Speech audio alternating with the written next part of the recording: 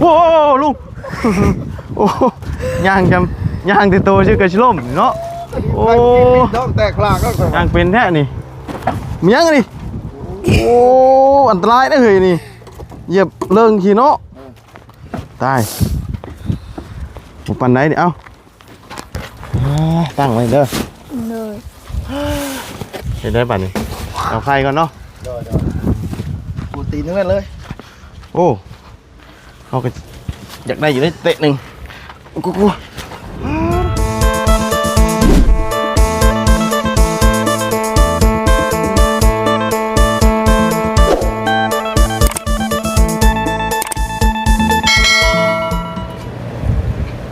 นักเฮ้ยชงใจนักเฮ้ยตุ๊บเนาะของไปดินี่พี่น้องเลยหน่อไม้เด้อหน่อไม้พุงเท่าไรนี่เนาะ10 หรือ20พี่น้อง20เลยสำนี่เนาะ10นี่บ่ยังมีแล้วนี่มันบ่มีแล้วยังมันหายากเลยพี่น้องเนาะสเปนของน้องออยบ่พี่น้องเนาะตัวของอายะบ่เอาเนาะมาบัดพ่อกระตบหน่อยกำลังแขนหน่อไม้ต้องแต่งลมพัดคุยลุลิที่อยู่พี่น้องเนาะลมแห้งเอามื้อนี้กะมามื้อนี้เนาะกะซื้อของอยู่ของกินข้าวต้มขนมเนาะเงินทางแม่ป้าจะดีก็แล้วกันพอดีทางแม่ป้าเราก็ส่งเงินมา 2,000 บาทบ่ได้ออกเสียงน้ำเนาะเราก็ลืมถามซื้อทางแม่ป้าเพิ่นฝากมาหลายวันก่อนนั่นแหละพี่น้องกันเนาะว่าสิรวมอย่างก็แล้วแต่เพิ่นว่าเนาะเกี่ยวกับครอบครัวน้องออยเนาะเรื่องสังกะสีปากกระจาดแต่บัดนี้ทั้งบ่บุญซื้อมันเงินมันพออยู่เนาะบ่บุญก็เลยซื้อของอยู่ของกินเนาะเป็นพวกมีปลากระป๋องเนาะแล้วก็ข้าวต้มขนมไข่เนาะจัดหนักให้เพิ่นเลยในจำนวนเงิน 2,000 บาทเนาะทั้งแม่ป้าเพิ่นว่าอยากซื้ออย่างก็แล้วแต่บ่บุญก็เลยจัดของอยู่ของกินได้พี่น้องเลยเนาะถือว่าจัดหนักให้เลยมื้อนี้เนาะเอาก่อนอื่นก็สบายดีเด้อเนาะสบายดีและสวัสดีเพื่อนพี่น้องกันเบิดสุขุสุคนพอๆกันมื้อนี้ก็ชื่อแนวอยู่แนวกินแนวอย่างเนาะมาให้ทั้งครอบครัวน้องออยเนาะก่อนอื่นก็ขอบคุณทางแม่ป้าใจดีอยู่ทางฝั่งไทยขอให้แม่ป้าอยู่ดีมีแห้งสุขกายสบายใจเด้อเนาะบ่ว่าธุรกิจการงานใดก็ขอให้ราบรื่นรุ่งเรืองเจริญก้าวหน้าในหน้าที่การงานเนาะท่านก็เดินทางไปไสมาไสกันให้ตลอดปลอดภัยเด้อเนาะดูโอ้ลมแห้งดีพี่น้องกันปะอันนี้เราปิวได้นี่ดูแต่ว่าอยู่บ่โอ้ยอยู่บ่ล่ะเอ้ยเนาะอยู่กับไผมื้อนี่อายะ2 คนนะแม่พ่ออยู่สบายดีเด้อเนาะอยู่กับแม่กับพ่ออยู่ไสคุณรู้จักพ่อไปใส่แล้วเหรอบ่แล้วคักเลยฮะแล้วตอนนี้ถือว่านอนอยู่หั่นบ่แล้วบัดนี้โดยมีแต่อายะได้อยู่นี่ผู้เดียวแล้วเนาะโดยเอาเนาะนี่แหละนี่มื้อนี้ก็ระบาวชื่ออันนี้เลยนี่กันนักจะเต็มเลยพี่น้องเอ้ยเปิดฮึบโอ้ไปที่ตัวเด่นโอ้ยยังในแม่ช่วงนี้ยังบ่มีเงินอยู่จัดคิดคำมั่มลงมาเนี่ยมันหน้าไทยไปหมดหายใจบ่ออกเขางอนบ่ให้อีกแหละข่อยเฉพาะอัน3 เตะนี่3 แสนเอ้ยบ่แม่น5 เตะ3 แสนบ่แม่น3 เตะมีดีกว่าแกะเลยไข่หาเลยจัดให้แบบจุกรถกินบ่หมดฮะกินบ่หมดบ่เอาฉันเหลือบ่เอาบ่เอาโอ้ยอยู่เนี่ยมากินบ่เบิ่นเนาะแล้วก็นี่อันนี้มีขนมน้ำกันว่ามีน้องมีนงเนาะต้องซื้อขนมน้ำ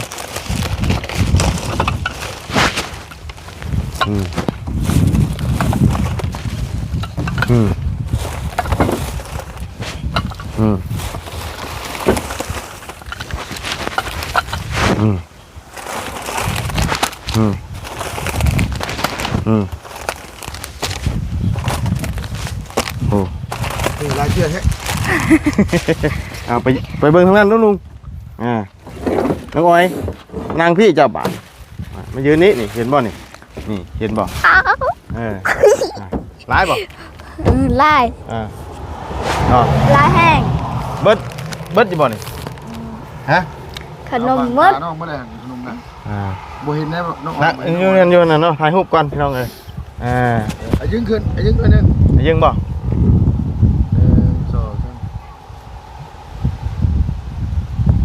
โอเคเนาะเรียบร้อยปลากระป๋องกะซี่ไข่นี่5มีนี่5เนาะว่าสิซื้อหลายกว่านี้อยู่เงินเบิด แพงในพี่น้องเอ้ยเนาะเงิน 2,000 บาทก็ได้ซ้ำนี่แหละพี่น้องเอ้ยเพราะว่าของมันแพงเนาะอันนี้คือซื้อแบบว่าแบบบ่ให้เรือเองเลยได้บ่ได้เรือเป็นขึ้นจักนี่เนาะ ดู เพราะว่าของมันแพงชั่วโมงนี้เนาะเฉพาะไข่นี่ก็8แพ็ค90เนาะ90นั่นเฉพาะของปลาอันนี้ก็300,000เดี๋ยวนี้แพง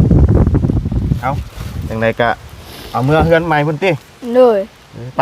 ใส่ถุงมาดิฮะ ซ้ำนี่ จำนี่ละ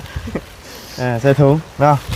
เดี๋ยวจังไรจังไปขอบมกกับใจทั้งแม่ป้าเพิ่นอยู่เพื่อนใหม่พุ่นน่ะเนาะครับหาปองเอ้ยบ่ได้อยู่ป่ะ อยู่ ฮะ อยู่ อยู่ป่ะ เลย เดี๋ยวเราจังให้เพิ่นมาหิวน้ำเนาะ เลย มันบ่เบิดได้นี่เจ้าไปเบิดบ่ บ่ไหว บ่ไหวบ่ เลย โอ้ยเนาะ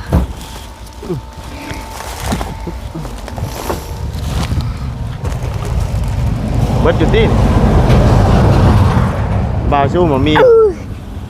จะอุ้มได้บ่ ไม่ได้ เห็นได้บาทก็อยู่ใครบ่ เอามานี่ก่อน เอาไปเปิดทันค่าแล้วว่ะ เอาไปเปิดทันค่าแล้วว่ะเนี่ยใครเด้ ก็เดียวก็เบิดแหลกครับ บ่ฮอดอยู่บ่หามื้อนี่ ใคร อยู่ได้บ่ เดี๋ยวบ่จะเอาลูกนี้ จัดหนักเลยเด้นี่ กูนักแท้นี่บ่ได้ บ่ได้บ่ เดียวจะไม่เอาไหม มาโอ้ยเนาะเดี๋ยวมาไม่ใครนะ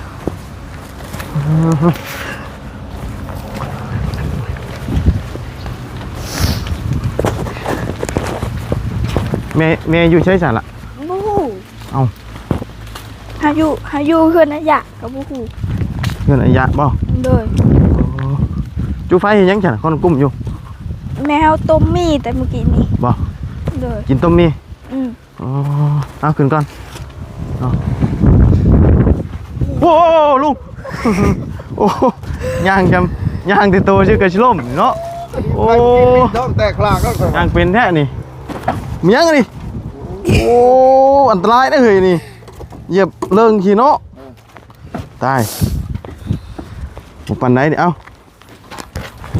ตั้งไว้เด้อ เลย เห็นได้ป่ะนี่เอาไข่ก่อนเนาะ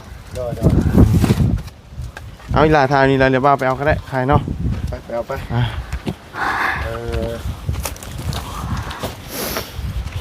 หนาวเมื่อคืนนี่ หนาว หนาว เอา แห้งบ่ บ่ไม่ได้หนาวแห้ง ได้ยังกินหลับเลย กินมี่ มีโอ้แห้งมาเพิ่มบาทนี่ครับเจ้าจะกิน กลัวทิศต้องกินหมด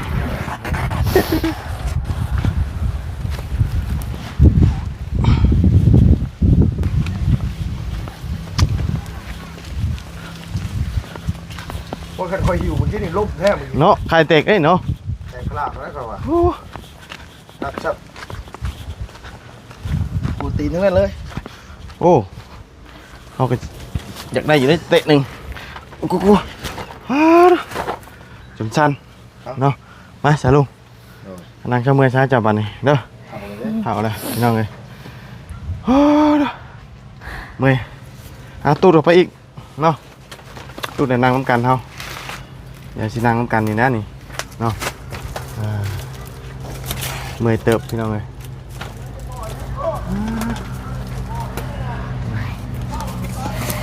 มา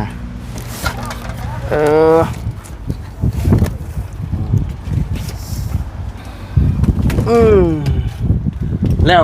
แต่เมื่อวานนี่ติ เลย อ๋ออันผักจาดพอดีเนาะ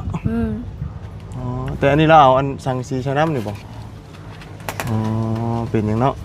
อันนี้ซื่อๆกระตาบเอาพี่น้องเลยมันพออยู่แต่ว่าเราแบบว่าอย่ามันสาดมันหยังเนาะก็ได้อย่ามันซึมเย็นระบาดนี่เนาะ เลย มันอันว่าวิดแดดนะเนาะเพราะว่าแดดมันอันว่าบ่ได้ส่องแต่เย็นอยู่มื้อนี้เนาะถือว่า เลย ปลุกเสนาลมอยู่ แต่ว่าทางอันบันไดเพื่อนนี่เน่พี่น้อยเฮ็ดน้อยเราก็เรียกเนาะ เลย พอเจะเฮ็ดน้อยเพื่อนเนาะต้องเอาออกพี่อีกนี่พี่น้องไงกว้างเนาะน่ะเบิ้งสิให้เบิ้ง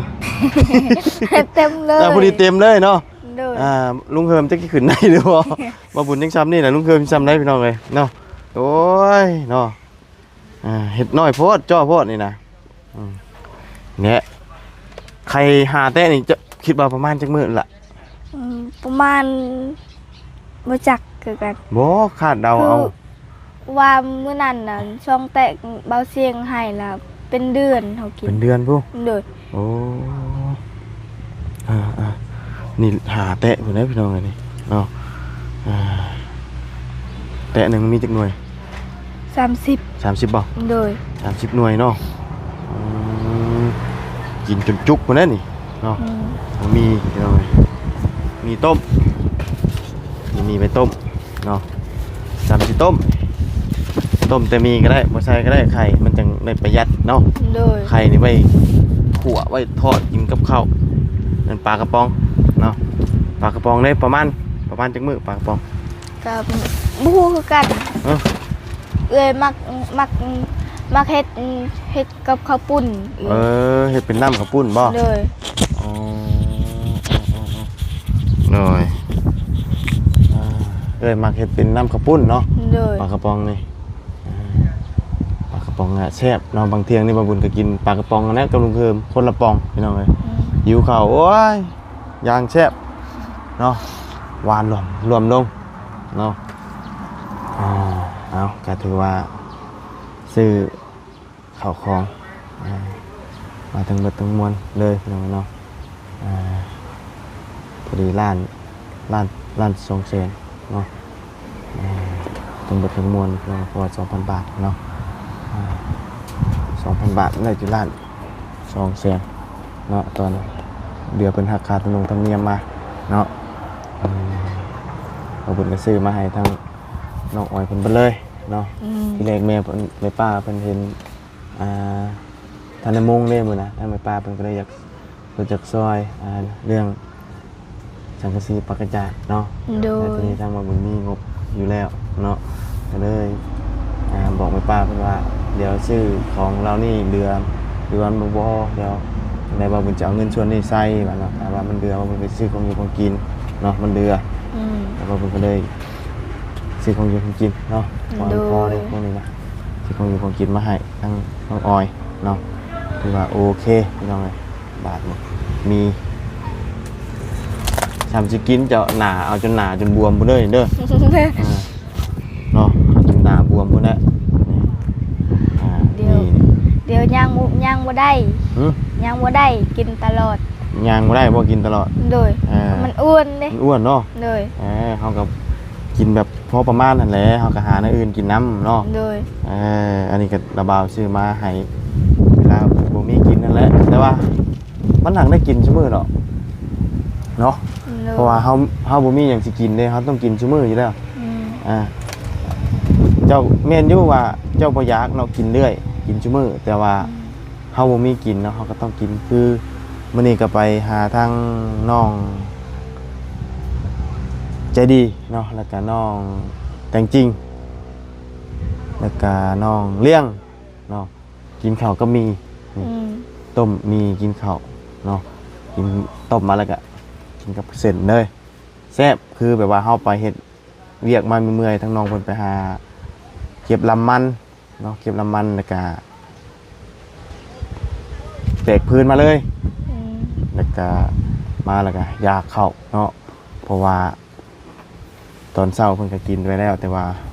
บางมื้อก็บ่ได้กินคือเมื่อวานนี่พี่น้องเอ้ยน้องๆเพิ่นก็บ่ได้กินข้าวฮอดน้ำเนาะพาออกไปมันไกลมื้อนี้ก็คือว่าสิไปหาหน่อไม้เดี๋ยวว่าเพิ่นสิไปหาเพิ่นอยู่พี่น้องเอ้ยเนาะฉะนั้นเลยอันหน่อไม้ไผอยู่ห้อยนี่ หน่อไม้ยะ ระยะไปหาบ่ โดย อ๋อเราขายทุงเท่าไหร่ บ่ฮู้ ฮู้ครับ โดย ปกติ 10,000 หรือ 20,000 บางเทื่อกา15แล้วว่ะ ฮะ 15 15 โดย เราไปหามื้อนี้บ่อ๋อเราไปหามื้อเช้านี้เนาะ โดย เอาพี่น้องเลยเบิ้งนั่งเบิ้งยางเลาะเบิ้งอันนี้ก่อนพี่น้องเลยแป๊บหนึงเบิ้งที่รับที่นอนเราก่อนเด้อ โดย เบิ้งพี่น้องเลยโอ้เข่าไปไว้มุมนั้นเด้อเนาะ โดย โอ้เย็นแล้วบ้านนี้พี่น้องเลยเป็นเนาะ อืม ผ้าห่มผ้าแพร่เราก็พับไว้อย่างดีใช้เจ้านอนใช้คืนนี่มาเบิ้ง พุ่น เบิ่ง อ กัน ยู่ห้องพุ่น ให้ห้องกันน่ะจะนอนหันหัวไปทางไหน เขานอนอยู่นี่ นี่เนาะ โดย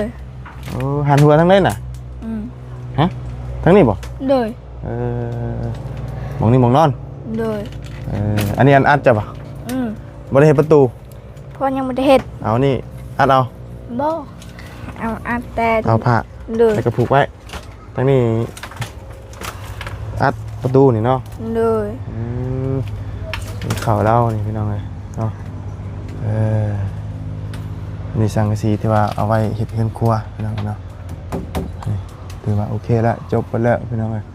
เนาะเรียบร้อยพี่น้องเอ้ยบาทเนาะอันลบเราบ่ได้ลบบ่นี่นะ อืม เอาแล้วเอาตัวได้ลบซะ บ่ฮู้คือกัน รอสังกะสีบ่ โดย ตัวว่าบุญซื้อมาอันลบเป็นบริลบเนาะโอ้มีแต่หูบพี่น้องไปถ่ายใช้หูบนี่ฮะ ท้ายแต่เฮาตัวยังน้อย บ่ ๆโดย ผู้ชายนั่นแพ้นั่น น้อง น้องบ่ โดย อ๋อเนาะปลูกเพิ่นอันนี้กระท่อข้าวปลูกพี่น้องเอามาไว้แล้วเนาะ โดย มาเรียบร้อยข้าวปกระปุกแล้วมีแต่ข้าวให้อย่างเดียวเลยเนาะข้าวปลูกนี่เนาะโอ้อันละคอร์ดบ่ได้หลายเนาะ โดย บ่ได้มีหลายคอร์ดอันเครื่องครัวจะไว้นี่ใช่ฉะละ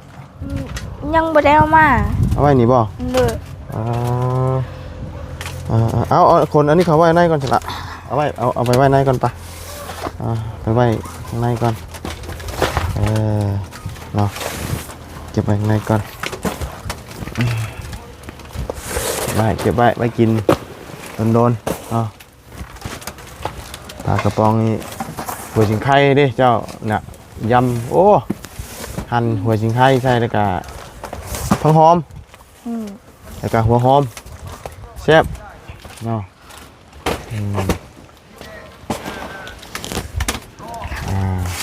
อยู่เอ้าปึ๊บมีขนมน้ำเนาะนั่นแหละไปไข่บาทนี่ปึ๊บ โอ้ เป็นไง นัก นักก็ โดย โอ้เอ็มบาทนี่เนาะ โอ้ย โอ้ย หนักแห้ง นักเฮงบ่ โดย นั่งโอ้เป็นตานอนเว้นอยู่ได้พี่น้องบรรยากาศลมๆแบบนี้เนาะ โดย ถือว่าโอเคได้แบบนี้คักบรรยากาศมันเย็นดีนะมื้อนี้คือสิคักอยู่พี่น้องนอนเว้นแต่บ่มีพายุไม่อย่างบงอาม่าแล้วบ่ มาแล้ว อันนั้นเนาะ โดย โอ้ เฮาขุดแต่มื้อนั้นล่ะก็ยังเอามา เอามาเบิดแล้วบ่ ยัง มาเบิดอยู่ยังหลายกว่านี้อีกบ่ ซ้ำนี่คือกัน แต่ก็มีแต่ตัวใหญ่ เช็ดได้เช้ามา ๆก็ให้มันแห้งก่อน ให้มันแห้งมันจังบ่นักเนาะ โดย เช้านี้นึงข้าวอยู่นอกนี่วะ พุ่นหนึ่งไปพุ่น ยังหนึ่งอยู่พุ่นอยู่บ่ โดย อันนี้จูไผต้องมีเชื่อ อืม อันว่าเครื่องครัวนี่ถือว่ายังบ่ได้เอามาเบิดเนาะ โดย อ๋อเอามาแต่พวกซากพอได้ตามก่อนเนาะ โดย ยังหนึ่งข้าวอยู่พุ่นอยู่มาข้าวมาน้ำเนาะมันก็คือว่าได้อยู่เทิงพุ่นใกล้น้ำเนาะ โดย น้ำในก็ใส่มังกรนะพี่น้องเนาะแต่ว่าเฮือนซานสำเร็จแล้วเลยเคลื่อนย้ายมาอยู่นี่แหละสบายแล้วล่ะพี่น้องในบ้านนี้เนาะ โดย ถึงได้ว่ามันบ่ได้คือเฮือนคนอื่นเนาะเช่นนี่แหละพี่น้องเนาะเฮือนตู7 ปีเนาะคือว่าสมบูรณ์แบบเนาะแต่ก็ยังหาขอข้าวขอน้ำกินแล้วกันเนาะ โดย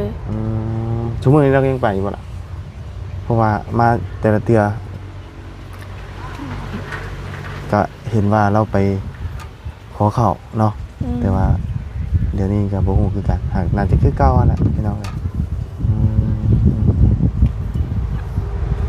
เพราะว่ามีเพื่อนเนาะก็สิ่งที่ว่าเราหามันก็แบบเก่าอะนะพี่น้องแต่ว่าก็ยังดีแต่ว่าเรามีเงินอยู่เงินงามอยู่ตะกี้อยู่กระตุกเนาะแต่ว่าเราก็หาอยู่หากินหาของค่าของขายที่เขาชิ้นนำเก่าเนาะบ่หาก็บ่ได้เนาะจังไรซะเนื้ออยู่เนื้อกินเนาะเอาสนอมีแต่ว่า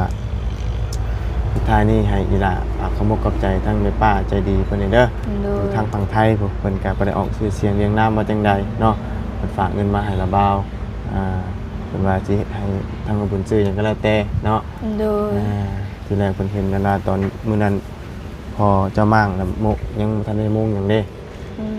เพิ่นฝากเงินมาวันนี้ตอนนี้บ่บุญซื้อมาครบไปแล้วเพียงพอเบิดเนาะเงินมันก็เหลือก็ให้ซื้อพวกนี้มาให้เลยเนาะเงินทางแม่ป้าใจดีเพิ่นอันนี้นะเนาะแล้วก็ให้เจ้าขอบคุณทั้งแม่ป้า